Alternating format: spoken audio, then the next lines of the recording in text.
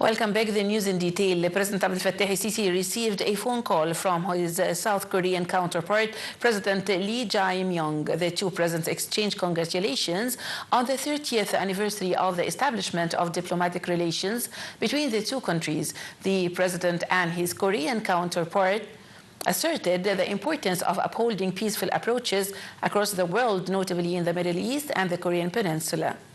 President Abdel Sisi reviewed Egyptian efforts to uphold the agreement to put an end to the war in Gaza. President Sisi also renewed his congratulations to the Korean president over his election in June 2025, stressing his aspiration to receive him in Cairo at the earliest opportunity and to enhance bilateral cooperation between the two countries in various domains.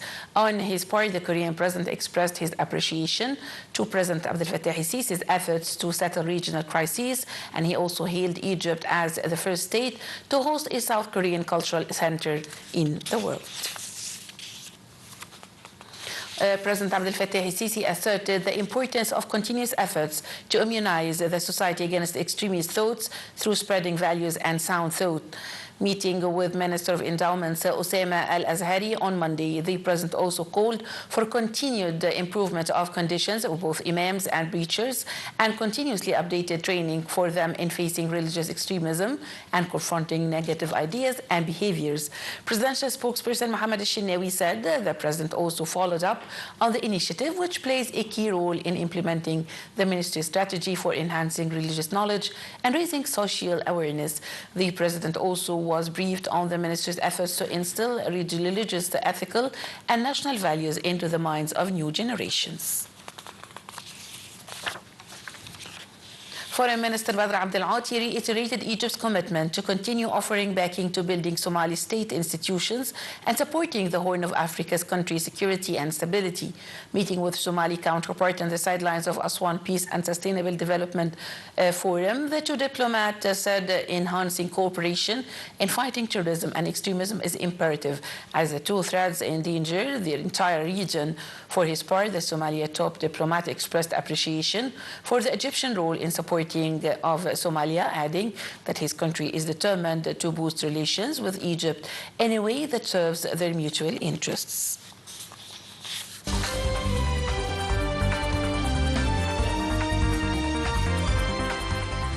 Foreign Minister Badr Abdel Ati said all parties to the Sharm el-Sheikh agreement on Gaza Strip should commit to the terms of the agreement that would put an end to the war in Palestinian enclave. The remark was made during two phone calls the minister made with his counterparts from France and Denmark. The minister also asserted the imperative need to forming or allowing full access of humanitarian and relief aid into the Gaza Strip and for launching early recovery and reconstruction plans in the Palestinian territory as Egypt hosts an international conference for this purpose next month.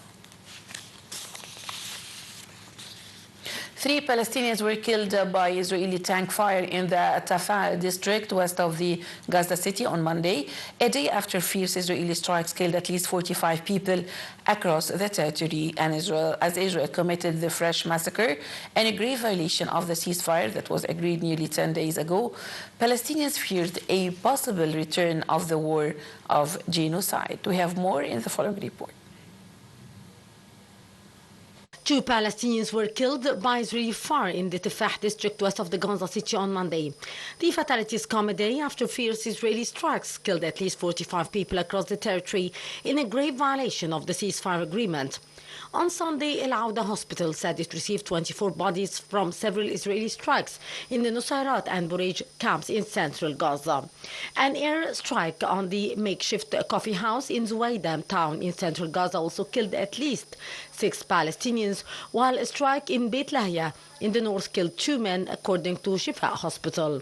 Meanwhile, another strike hit a tent in the Mawasi area of Khan Yunis in the south, killing at least 4 people, including a woman and 2 children. children, according to Nasser Hospital.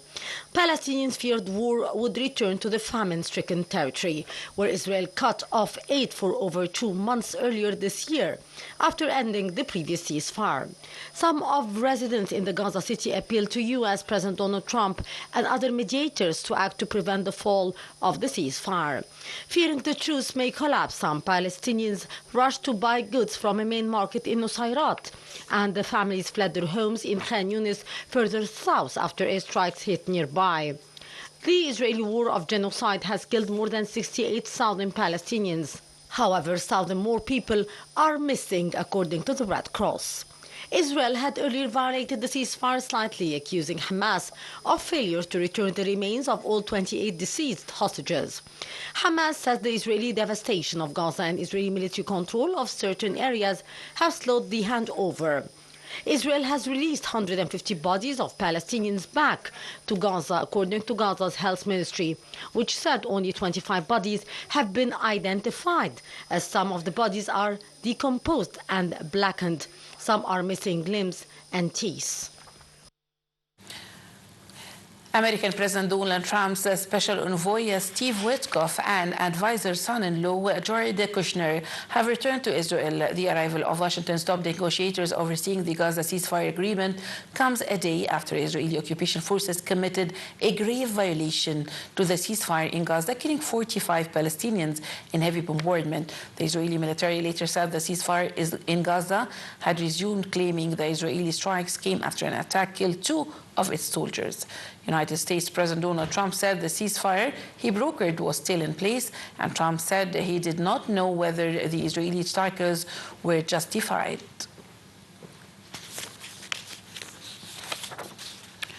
The 54th Zaid al-Izza 8 convoy moved into the Gaza Strip through the sub-gate of Rafah land port, reaching Karmub Salim crossing south of east of the southern Palestinian city of Rafah. The Red Cross announced that the convoy consists of hundreds of trucks carrying over 9,000 tons of urgent humanitarian aid, including 4,000 tons of food and flour, 3,000 tons of medical and relief needs for the Strip, in addition to petroleum materials. Residents of Sudan's besieged city of Al Fasher have been taking refuge in underground bunkers to try to protect themselves from drones and shells after intensifying attacks on displacement shelters, clinics, and mosques. Famine-stricken Al Fasher is the Sudanese army's last holdout in the vast western region of Darfur as it battles the paramilitary rapid support forces in a civil war that has raged for 2.5 years. The conflict, which erupted from an internal power struggle, has triggered ethnic killings, drawn in foreign powers, and created a massive humanitarian crisis. The army has been gaining ground elsewhere in Sudan, but Darfur is RSF's stronghold, where it aims to base a parallel government, potentially cementing a geographical splintering of the country. Ukraine said that a Russian overnight attack damaged port infrastructure and disrupted train connections to some ports. Ukraine's Deputy Prime Minister Olga Kodyba said that Russia is deliberately targeting Ukraine's transport arteries that connect the country, support the economy, and sustain life. He added that Russian attacks also damage railway infrastructure in Ukraine's northern region of Chernihiv. Earlier, Russian authorities said that Ukrainian drones struck a major gas processing plant in southern Russia, sparking a fire and forcing it to suspend its intake of gas from Kazakhstan. European Union Foreign Policy Chief Kaja Kallas said on Monday that it was not nice that Russian President Vladimir Putin might travel to EU member Hungary for talks on the war in Ukraine. US President Donald Trump said on Thursday that he would soon meet Putin in Budapest. Kallas told reporters ahead of the gathering of European foreign ministers in Luxembourg that Trump's efforts to bring peace were welcome, but it was also important for Ukrainian President Zelensky to meet the Russian leader. Kallas said she expected that a 19th package of sanctions against Russia would be adopted this week, but said that approval would not come on Monday. And to Russia, Foreign Ministry said on Monday that any peace deal for Ukraine should address the root causes of the conflict to ensure a fundamental and long-term peace, the state TASS news agency reported. Foreign Ministry spokeswoman Maria Zakharova told TASS that Moscow spoke about the root causes of the conflict, not to prolong it, but precisely so that this outcome would be fundamental, so that it would be long-term and guarantee peace.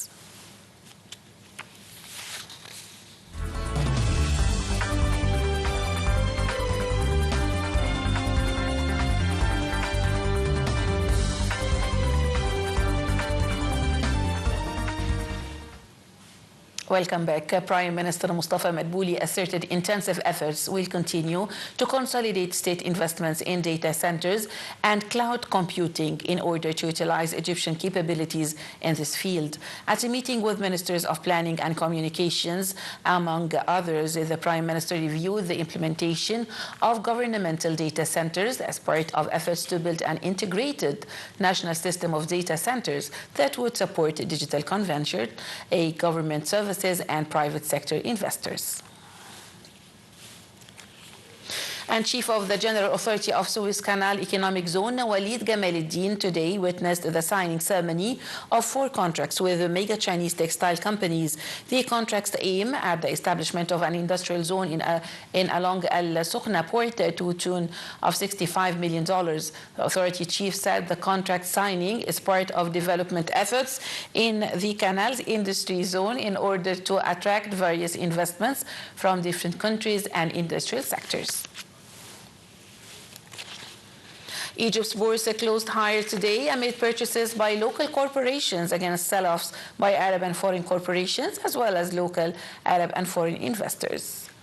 The market capital of listed companies added 12 billion Egyptian pounds, crossing 2.7 trillion pounds at the end of average transactions of 37.3 billion. The benchmark index EGX 30 rose 0.2% above 37,975 points mark.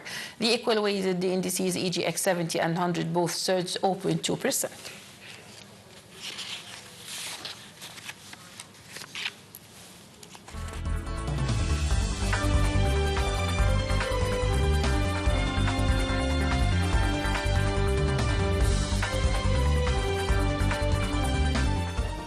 Morocco became just the second African team to claim the FIFA U20 World Cup after a 2-0 win over 6-time champions Argentina in San Diego, Chile. Yasser Zabiri struck twice in a space of 17 first-half minutes to help Morocco lift the trophy for the first time in their history. With the victory, Morocco succeeded Ghana, the first African team to clinch the tournament's title in 2009. Coach Arne Slot conceded he has a challenge on his hands to revive Liverpool's faltering form after Manchester United claimed a rare 2-1 win at Anfield to hand the reigning Premier League champions a 4th consecutive defeat. Liverpool came into the game on the back of league defeats by Crystal Palace and Chelsea and a Champions League loss to Galatasaray. Slot acknowledged the scale of the task ahead. If Liverpool lose to Eintracht Frankfurt in the Champions League on Wednesday, it would be the first time the Red Devils lost 5 in a row since September of 1953. Liverpool are 4th in the league on 15 points from 8 matches, 4 behind leaders Arsenal. Well, ladies and gentlemen, this brings us to the end of our news bulletin from Channel 2. Thanks for watching, and please stay tuned for more to come.